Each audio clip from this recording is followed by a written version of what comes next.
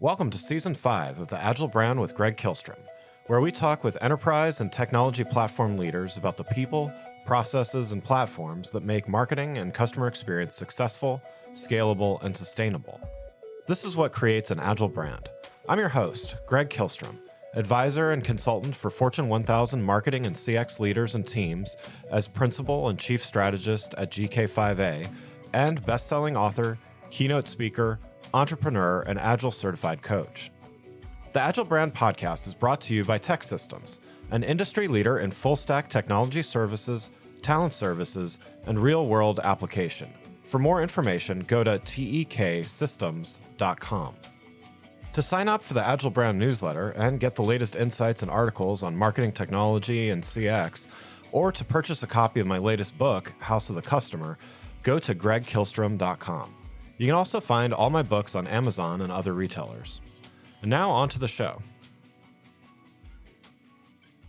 Today we're going to talk about the power of data sharing and collaboration and how data clean rooms can help organizations in several ways. To help me discuss this topic, I'd like to welcome Kamakshi Sivaramakrishnan, founder and CEO at Samooha. Kamakshi, welcome to the show. Thank you, Greg. It's a pleasure to be here. This is going to be an interesting topic to discuss.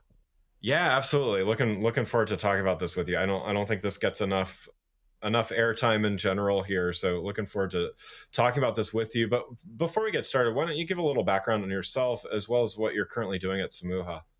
Indeed. I'm the founder and CEO of Samooha. By way of background, this is my third startup I've been involved with. And as they say, I'm a repeat offender of startups. I love the whole dynamic of starting something from scratch, creating value, kind of enabling businesses especially. I love to build, products for enterprises, for businesses. There are a number of difficult problems to solve for. You talked about data sharing and collaboration. I mean, in the world of kind of big data that we live in, there is tremendous opportunities around garnering insights around enterprise data. There are a number of tools that come along and have been developed over the years. But when you think about the core concept of how enterprises get smart around their data by sharing and collaborating within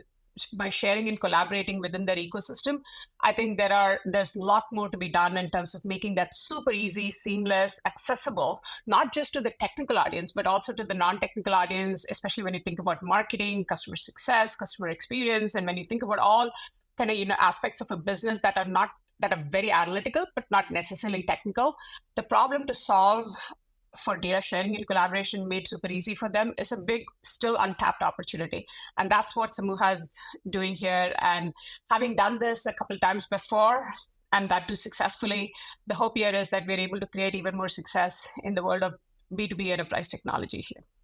Great. So, yeah, as mentioned, a lot of marketing folks, marketing technology and customer experience, customer success people in the audience here. And so, I'm sure at this point, they've probably heard the term data clean room, but may not know a lot more than that, just it's increasing in importance, and it's certainly a good option. But, I'd like to start by defining. So if you don't mind, just, could you start by explaining, what are some of the current challenges that led to the need for a data clean room? For sure. So when you think about data clean rooms, honestly, I would admit that clean rooms probably doesn't do as much justice to describing what is exactly this product doing. I think a better description for that is collaboration and sharing of data done securely. That's why secure data collaboration, secure data sharing. And then when you think about collaboration, right? Zoom, Slack, Teams, think of all kinds of collaboration tools that we have had over the years and how accessible it has become, right? The pandemic redefined accessibility of collaboration around video and meetings, right? And highly non-technical people started getting very comfortable with it. Admittedly, before that, Zoom was probably more as an enterprise tool, right? It became so accessible to everybody.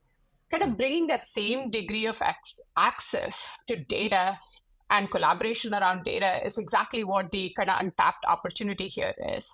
Is that done seamlessly? Is that done so that you don't have to be a highly technical audience? You're an analytical audience. You have a number of business use cases and outcomes around how your data, when is enabled by collaborating with your partners. Your partners could be your customers, your partner ecosystem, your suppliers, your vendors. There are a number of ways in which when you bring together data. The important point here is no enterprise has a complete view and understanding of customer data. So that's why collaboration becomes a very important aspect to be able to drive meaningful insights and, more importantly, decisions around a business. And most of the time, data comes with a number of kind of constraints, right? There is privacy, there is competitive value, there is governance, there are regulatory requirements around which you effectively have to have compliance as well. So that's why the data sharing and collaboration, while it's, yes, a collaboration tool, it's a harder problem because you have to think about these number of aspects around privacy, security, governance, compliance, etc. That's why it's a hard problem. That's why it has remained unsolved in many ways over the years. So there are sort of companies like Samooha that is now going for it and solving it in a way that it's maintaining the same degree of accessibility of other collaboration tools, but it's solving it for a hard problem like data collaboration. To point some specific use cases, when you think about health systems, think about how a pharma life sciences company conducts clinical trials and there is data that needs to be shared that is highly sensitive data around patients between health systems and pharma companies. If you think about payers and insurance providers, there is data sharing between them and the health systems. That is kind of in the healthcare ecosystem. If you think about financial services, how do financial institutions like retail, consumer banks, and for that matter, enterprise banking solutions as well, there is a collective insight that is necessary to become smarter to be able to offer better financial services and products to your consumers and customers. One of the use cases that actually came to us rather recently is about how a large financial system that basically had many funds operating under it, 7 to 8 funds operating under it, needed portfolio optimization, but each fund cannot share proprietary data with each other. So even within an enterprise, there are lots of interesting use cases where compliance reasons and governance reasons prohibit data sharing even within an enterprise. This multi-manager portfolio optimization problem. I can go on and on. When you think about marketing, for example, with the whole change of how the internet is getting more heavily regulated, when you think about availability of cookies, et cetera, and how that whole ecosystem has been abused over the years, now bringing data collaboration done securely and safely, it allows for marketing measurement online to be done much more safely from a consumer privacy point of view. So these are all kind of different industry use cases when you think about data sharing and collaboration.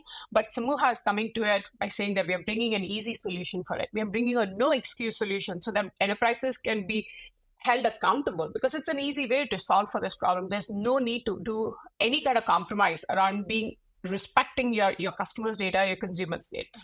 Yeah. And so I do want to get back to the marketing and advertising point that you made just now. But first, just there's a lot in what you just said, and a lot of valuable aspects of a data clean room. How would you succinctly define, if somebody listening out there today is like, I want a data clean room, how would you define that, what that actually means to them?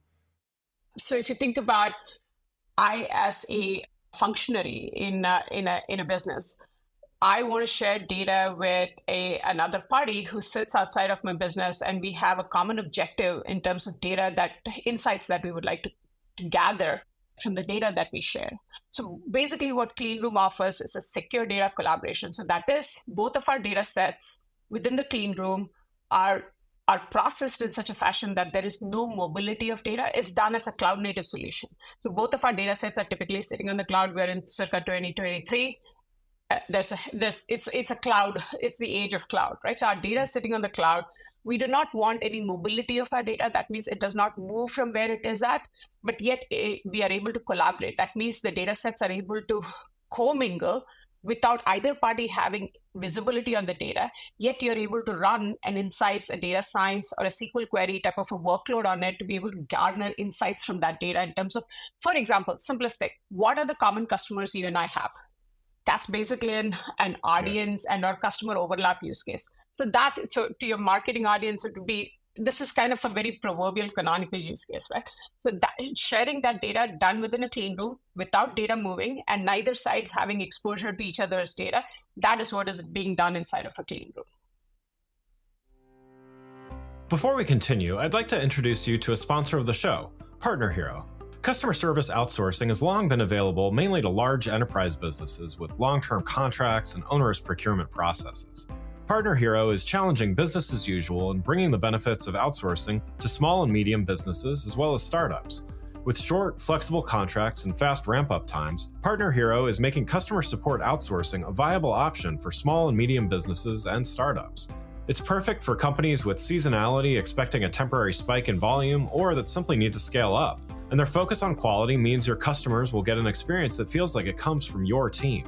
If you're ready to bring in outside customer support help for your company that feels like it's part of your existing team, check out Partner Hero. Head on over to partnerhero.com/agile, that's partnerhero.com/AGILE, to book a free consultation with their solutions team. Mention you heard about Partner Hero from the Agile brand and they'll waive the setup fee. Now let's get back to the show.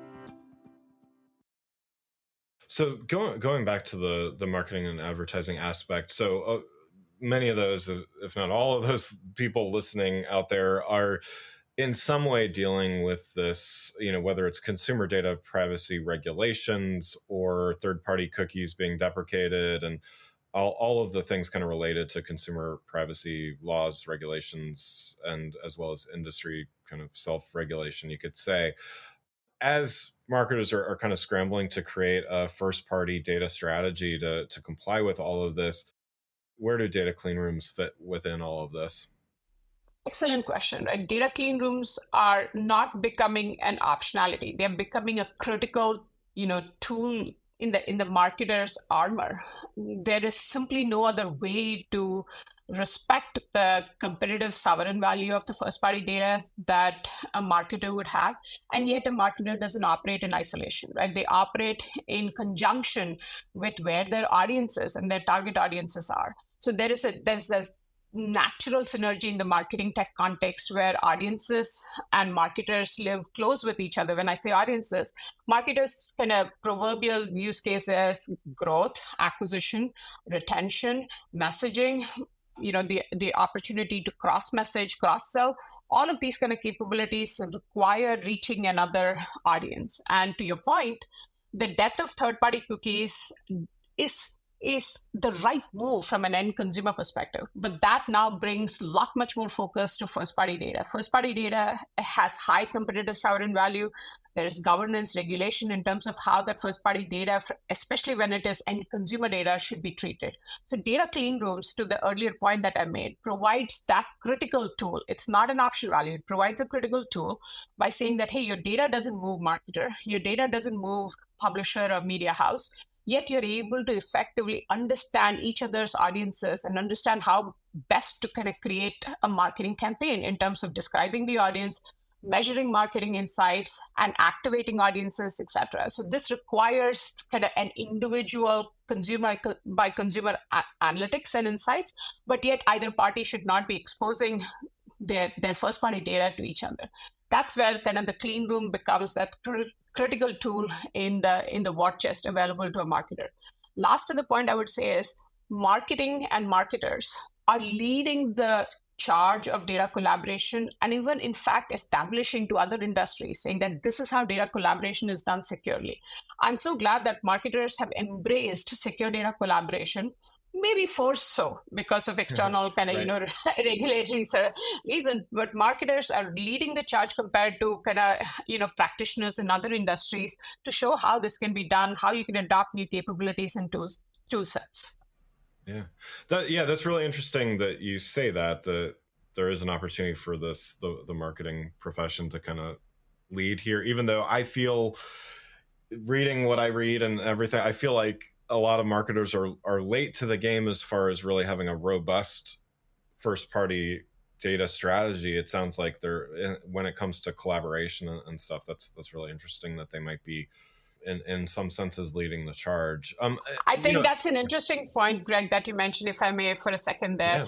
While marketers are late, that late is relative to where the challenge of third-party cookie-based tracking has kind of, that late is measured in relation to the challenge that particular industry and the use cases there present. But if you think about how a marketer works versus how does a healthcare practitioner work versus how does a financial services or a finance engineer works, I would say marketers are leading the charge on that relative basis.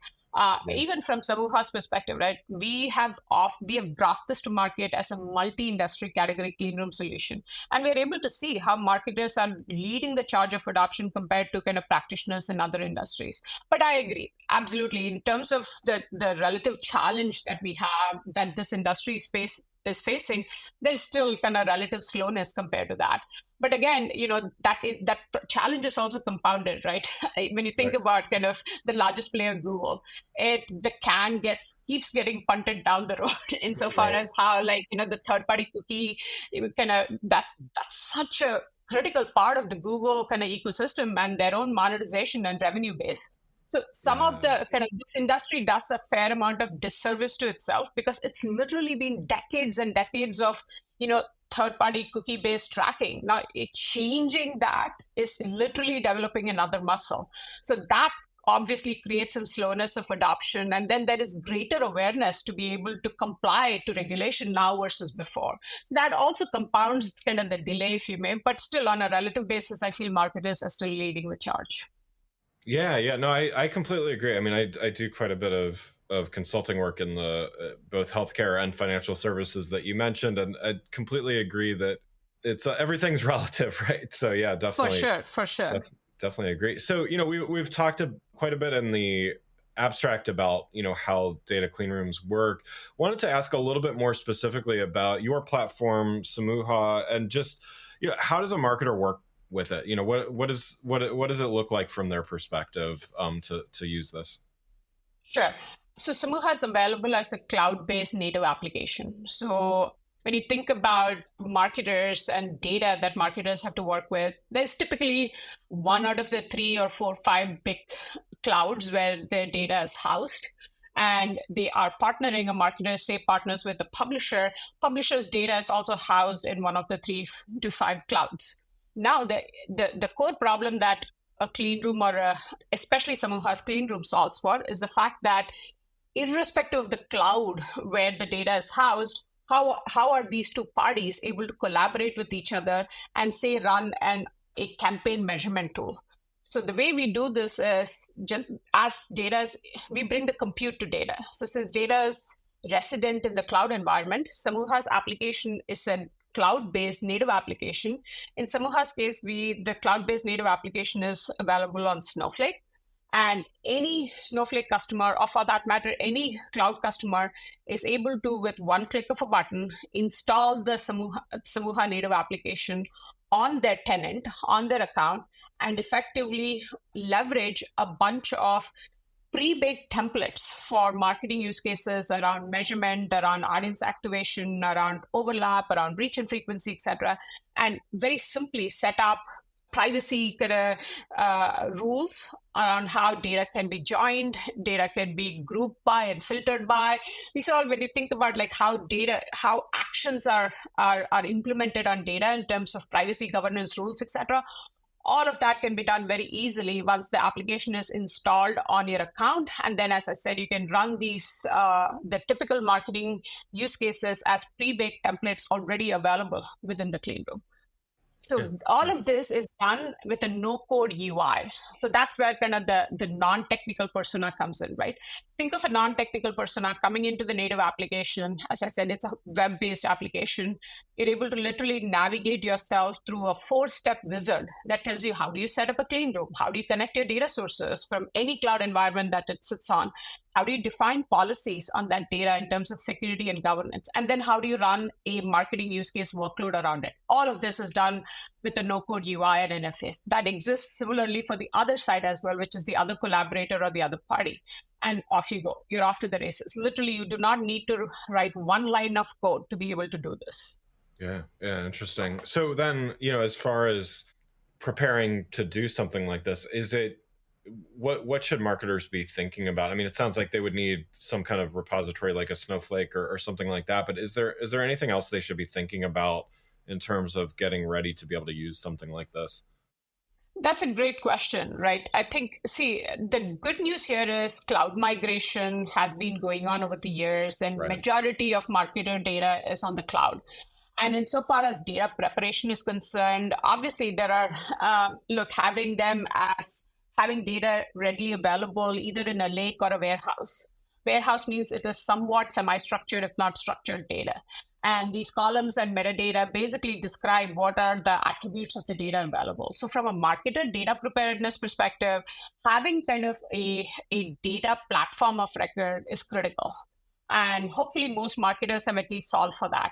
Having some warehouse that basically houses the data, your warehouse of choice, whether it's Snowflake, Databricks, whatever it be it, you have that of choice. That is great to.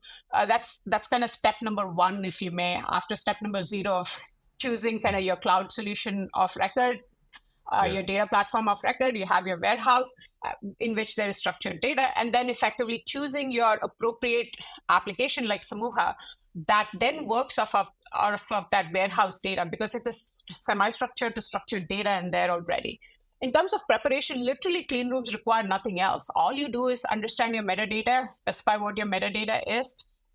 Very importantly, maybe the marketer understands how to set policies on that data, right? Understanding what is sensitive data, what is not sensitive data, and how do you define the right kind of policies, and how do you define the right kind of use case. I think marketers coming in prepared with that makes products like this even smarter and better, right? Because we are coming in as the big easy button. So marketers understanding their use cases, coming in prepared for that, having a data platform of record from a cloud perspective, having a particular warehouse solution that they have used, whether it is Snowflake or Redshift or whatever be it, and then basically having a collaboration strategy in place in terms of what use case that they're deploying. The rest of it can be done technologically with a product like Samooha. Great, great. Well, Kamakshi, thanks so much for joining the show. One last question before we wrap up here. So you've given a lot of great advice, a lot of great insights already, but what's one piece of advice you'd have for those marketers listening out there who might be considering usage of a data clean room in the months ahead? I would say marketers invest, just like a human being must invest in oneself. That's kind of the best investment one can make. I would say marketers invest in your data. And the cloud migration over the years has created access to so many data-centric tools. And collaboration now is a big vector for how marketers are going to get smarter with their data. So making data collaboration a critical part of your arsenal, and choosing a solution for data collaboration done securely as a critical part of your checklist is an important aspect that every marketer should carry forward. And so from an advice perspective, choose your data platform, choose your cloud platform, choose your warehouse, and make sure that collaboration and sharing is an important critical tool, and choose an application for that. Hopefully Samooha, that is your solution. Wonderful. Well, again, I'd like to thank Kamakshi Sivaramakrishnan, founder and CEO at Samooha, for joining the show. You can learn more about Kamakshi and Samooha by following the links in the show notes. Thanks again for listening to the Agile Brand with Greg Kihlstrom podcast, brought to you by Tech Systems. If you enjoyed the show, please take a minute to subscribe on your podcast channel of choice and leave us a rating so that others can find the show more easily. You can access more episodes of the show at www.gregkihlstrom.com. That's GREGKIHLSTROM.com. To get a copy of my latest book, House of the Customer, visit my website, or you can find it on Amazon or other retailers. The Agile Brand is produced by Missing Link, a Latina-owned, strategy-driven, creatively fueled production co-op. From ideation to creation, they craft human connections through intelligent, engaging, and informative content. Until next time, stay agile.